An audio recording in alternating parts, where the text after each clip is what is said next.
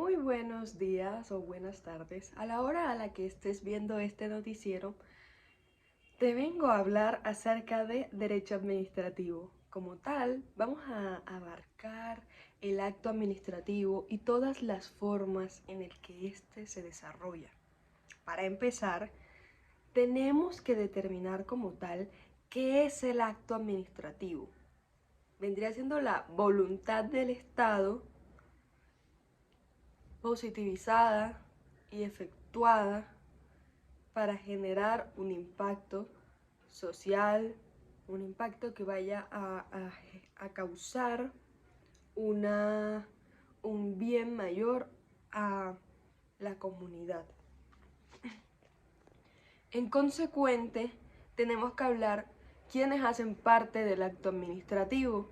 Vendría siendo que primero el sujeto. Normalmente es una persona jurídica que hace parte del Estado o un órgano que hace parte del Estado, pero a veces puede ser particulares. También podemos hablar de la competencia. La competencia como tal vendría siendo qué hace esta persona, qué puede hacer como tal, o sea, qué le concierne hacer y que esté capacitada para hacerlo o no. La competencia se elige según el documento de tres maneras: temporal, jerárquica o tomando en cuenta también el factor territorial.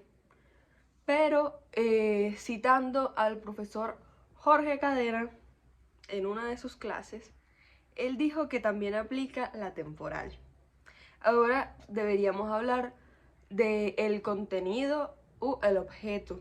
Esto viene siendo la materia, lo que implica el lleno del acto administrativo. Viene siendo la explicación de cómo se va a generar el acto. Esto se hace debido a Bueno, también debemos tener en cuenta que puede ser de distintas maneras: natural, que viene siendo que esto es explícito, que el acto informa ciertamente lo que se va a hacer y se dice cómo es. También tenemos la parte implícita, que viene siendo que no se diga abiertamente qué es lo que se vaya a hacer en el acto administrativo, pero se dé a entender. Y tenemos la parte eventual, que es como tal el acto puede pasar la siguiente situación. En caso tal de que se dé esa situación específica, esa parte eventual sucederá. O sea, es como determinará la validez del acto solamente si sucede esa parte excepcional. Ahora podemos hablar de la causa. Si lo anterior es el contenido, lo actual es el por qué. ¿Cuál es la motivación? Y la forma, que son los requisitos de procedibilidad, la parte formal que se tiene que llenar, etc. Que más adelante hablaremos de eso con respecto al administrado. Y la finalidad, que viene siendo no el medio, que fueron todas las cosas anteriores, sino la meta, lo que vamos a llegar, lo que estamos buscando, que por medio de este acto administrativo se dé esta consecuencia. También tenemos que hablar del principio de legalidad objetiva. Este principio como tal trata de que todos los actos administrativos que se vayan a generar, todas las leyes que vayan a salir, tienen que ser acordes al ordenamiento jurídico. Todo. Y la impulsión de oficio, una vez empezó un procedimiento, quiere decir que la impulsión de oficio es que si ya un procedimiento se dio la partida, no hay vuelta a casa. Y pues sí, este debe buscar siempre la verdad material. También tenemos el principio del informalismo a favor del administrativo. Esto es lo que les quería hablar anteriormente.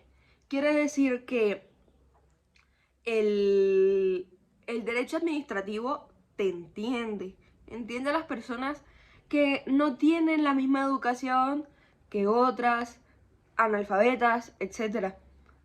La cuestión va en que las peticiones, los derechos de peticiones o las tutelas no tienen que cumplir tanto requerimiento formal para ser escuchado. Esto porque busca llegar más cercanamente a los particulares. También tenemos el principio de defensa. Este principio, al igual que el otro, el derecho administrativo te entiende.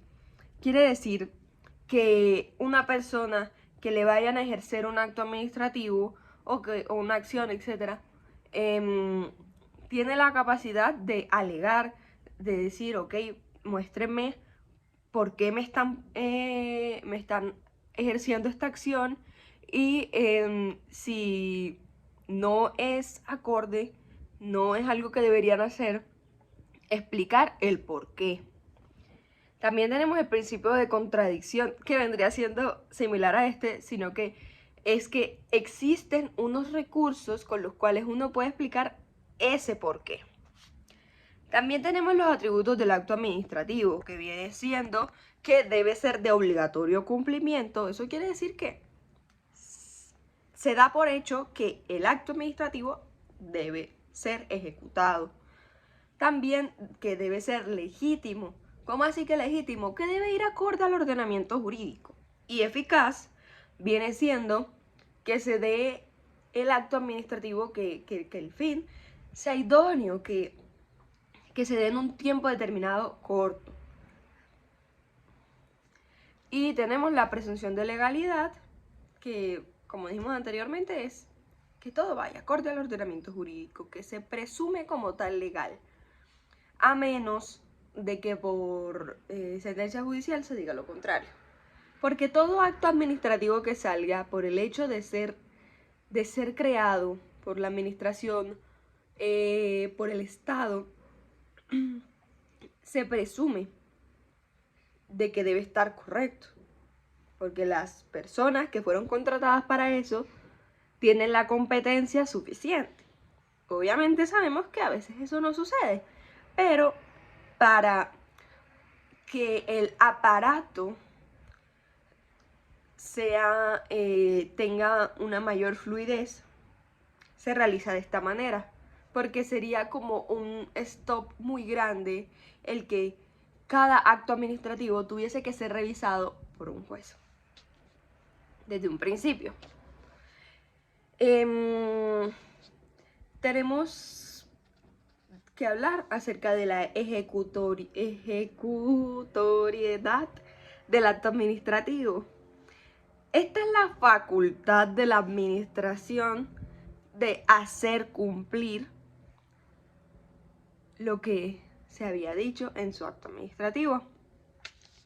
También tenemos los efectos del acto administrativo. Esto viene siendo las consecuencias de que se haya ejecutado ese acto administrativo. Normalmente se busca es que estén presentes en el derecho, tengan una consecuencia en el derecho, por si acaso. En las personas es informarlas, viene siendo que estas personas tengan conocimiento del acto administrativo que les va a regir, ya bien sea de carácter general, que vienen siendo para un grupo de personas, un grupo amplio, o particular, que viene siendo cuando vamos a despedir a Juana Gutiérrez, tal, o vamos a nombrar a ti, María González, identificada con cédula, A ver, ahora vamos a hablar de la parte del tiempo. El tiempo tiene lo siguiente, que no apelan a la retroactividad, solamente a la irretroactividad, o sea, que los actos que vayan a ser sancionados siempre van a mirar hacia el futuro, nunca hacia el pasado. El espacio que viene siendo que los actos administrativos rigen en los lugares en los que se hayan pronunciado, y esto depende. Puede haber actos administrativos que rijan a nivel nacional, mientras otros actos administrativos que, poniendo un ejemplo, si se sanciona un acto en el municipio de Montería, claramente no va a fungir ese acto en Santa Elena. Bueno, en Montería también hay un barrio que se llama Santa Elena, ahí sí, pero en Santa Elena, Antioquia, no va a regir, porque simplemente es un acto municipal de Montería y territorialmente tan lejos. Ahora, la clasificación de los actos administrativos. Podemos tener en cuenta negocios jurídicos o meros actos administrativos. Aquí, ¿qué tenemos? Que se expresa la voluntad del administrador. Entonces, en los negocios jurídicos que se den, es como un negocio jurídico normal. La diferencia viene siendo que una de las partes sería el Estado. Los actos reglados y actos discrecionales o actos dictados en ejercicio de facultad reglada y actos dictados en ejercicio de facultades discrecionales. Después de este hermoso trabalenguas, lo que tenemos por explicar es que a veces lo que se necesita en la regla general es que se apliquen en las reglas que ya están positivizadas conforme al derecho. Pero si esto no está lleno y existen vacíos y se necesita eficacia, se le da cierta discrecionalidad a el administrador. Ahora tenemos actos de autoridad y actos de gestión. Esto viene siendo que los actos de autoridad es cuando se ejerce, cuando se quiere demostrar el poder del Estado. Esta competencia la tiene la parte judicial normalmente. Y los actos de gestión, que vienen siendo los que, más que todo, se realizan en la parte administrativa, no es para demostrar un poder, es simplemente para velar por un bien comunitario. También tenemos los actos de servicio público y los actos ajenos al servicio público. Los actos de servicio público tienen lo siguiente: son públicos y los vela un juez administrativo, mientras que los actos ajenos al servicio público son de carácter privado y vela por ellos un juez ordinario. También tenemos los actos simples, actos complejos y actos colectivos. Los actos simples es donde solo participa un órgano. Los actos complejos es donde participan dos o más órganos o participan de la siguiente manera: de que debe haber unidad tanto en el contenido administrativo, pues debe haber unidad en la administración tanto en el contenido como en el fin. Pero tenemos también los actos colectivos, que es similar por el hecho de que tienen que ser dos o más voluntades. La diferencia viene siendo de que ellos tienen diferentes voluntades, pero buscan cumplir el mismo fin. También tenemos los actos unilaterales, actos colegiados y actos bilaterales. Los unilaterales es donde la decisión administrativa, la voluntad administrativa, la propone uno solo. Los actos colegiados es cuando un grupo de autoridades administrativas es un colectivo y toman cierta decisión, como por ejemplo el Consejo de Medellín, etc. Los actos bilaterales son voluntades de dos. También tenemos otra clasificación que vienen siendo los actos preparatorios y actos definitorios. Los actos preparatorios vienen siendo algo, el medio para llegar a. Y el acto definitorio viene siendo el fin, la finalidad que se busca. Posteriormente tenemos los actos expresos y los actos de voluntad presunta. Los actos expresos dicen explícitamente, te dicen, mira, quiero tal, voy a hacer tal. Mientras los actos de voluntad presunta, ya venimos a hablar del silencio administrativo, es que no es explícito, pero sí se está diciendo algo. También tenemos actos internos y actos externos. Los actos internos son los actos que aplican al órgano mismo que los produjo, y los actos externos son, yo soy un órgano y lo van a aplicar exteriores al órgano. Actos nacionales y actos locales. Simple. Los actos nacionales aplican en todo el país, en todo el territorio, mientras los actos locales aplican simplemente en los lugares donde se va a generar ese acto administrativo. Es el mismo ejemplo de Montería y Santa Elena. Lo que aplica en Montería porque fue simplemente municipal. También tenemos la extinción del acto administrativo. ¿Qué significa esto? Estamos buscando el fin del acto administrativo, el que ya cese, pare, stop. Aquí tenemos la derogación. La derogación viene siendo de que ese acto administrativo va a dejar de aplicar. Son reglas como tal que quedan en el pasado.